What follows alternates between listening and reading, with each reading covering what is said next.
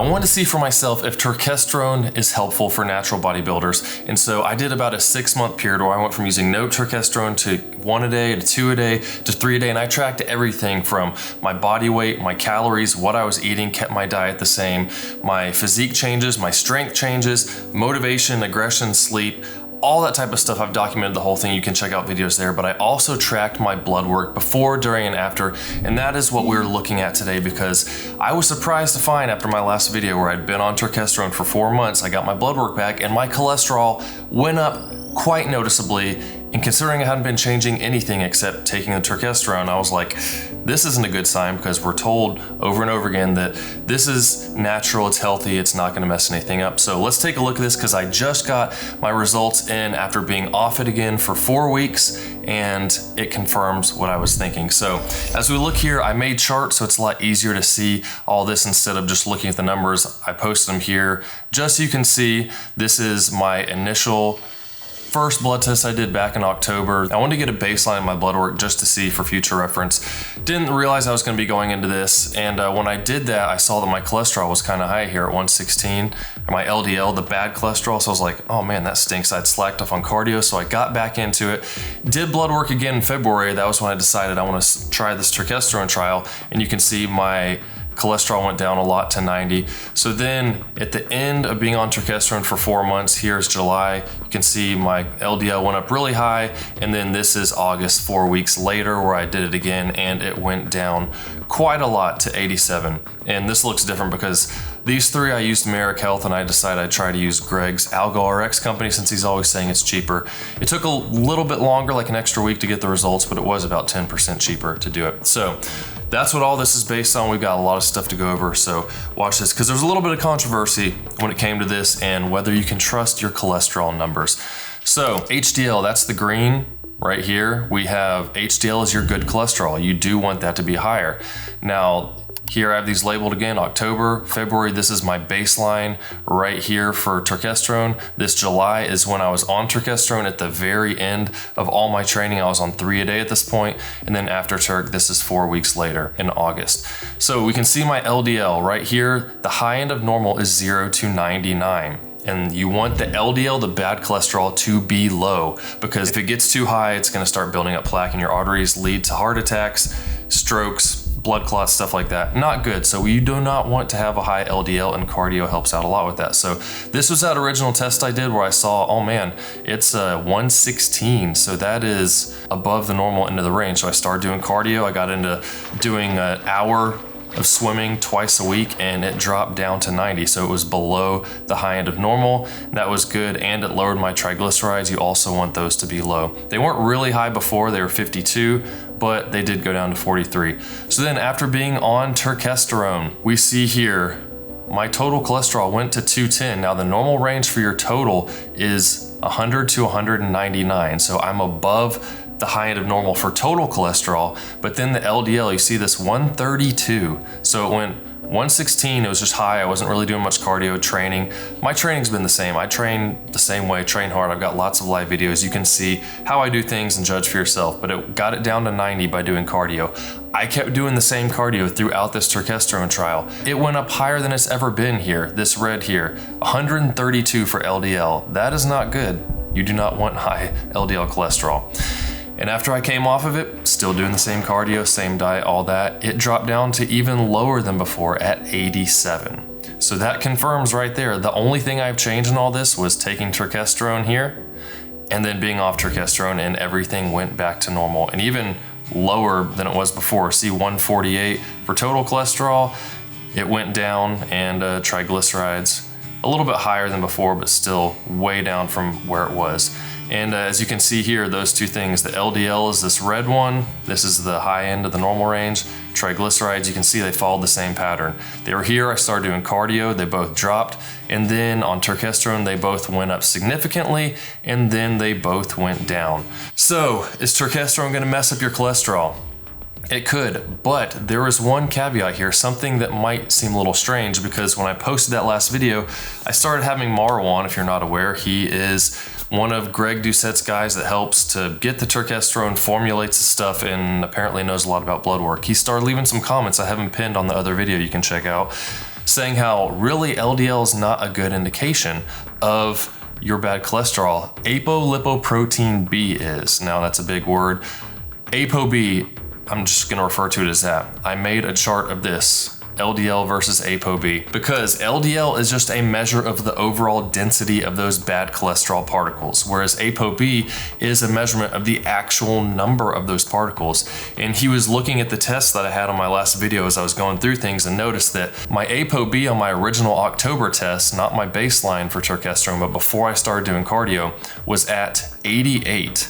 And he said, your ApoB actually went down to 82, so your total amount of LDL bad cholesterol particles decreased. They just have a higher density, which basically would point to fewer particles that are bigger, so they have a higher density of LDL, which bigger particles are better than smaller ones, because smaller ones all get packed in and clog up your arteries, and it's not good, whereas the big ones pass through and aren't as bad at sticking to your arteries, apparently. But there is a caveat there, because I point out to him, well, yeah, it did go down from there, but I actually, on my February test, did not get an ApoB readout. I put 0 here, and I'm not sure why. I ordered the same test at Merrick Health that I had before. I guess they changed the parameters of what was included in that test, and there was no ApoB reading there.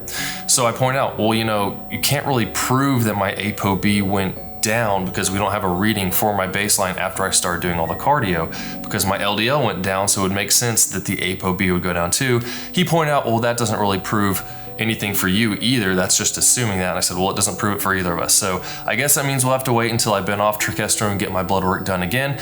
And guess what happened? I got my blood work done again. My ApoB is 70. So it went from 88. I'm assuming it probably would have been down in the low 70s here as well, considering my LDL cholesterol here was 90, now it's 87 with a 70 ApoB. So this would point to the fact that my actual bad cholesterol particles went up during turkesterone, as well as the density of those particles. And the density went way down and the number went down significantly as well. So that just points even more that yes, it raised my bad cholesterol, and that is not something you want to have happen. So, you know, if anyone else has gotten blood work and noticed something like this, let me know. My thing is, most people that take supplements just go on how they feel. Like, I didn't feel any different on turkesterone. I didn't feel stronger. I didn't feel more motivated or any of that subjective stuff. But when you see stuff like this, it's like, oh, well, something's going on inside. I did gain some extra weight, like a couple pounds, and looked a little bit leaner, so it definitely did something in the physique and building some muscle, but not looking good on the blood work side. Now, a couple other things that I had tracked on here, because they were things that were noticeably different, was testosterone. So initially my testosterone in that first October test was 522. And then when I started doing all the cardio, it was 511. I would expect the small changes like that in the range, because you're natural, you could have a bad night of sleep. It can vary, but it's pretty close still. But then after being on Turk for 4 months and I was on 3 a day, it was at 608. I was kind of surprised at that. I didn't feel any different, nothing like that, but raises in testosterone can raise cholesterol as well.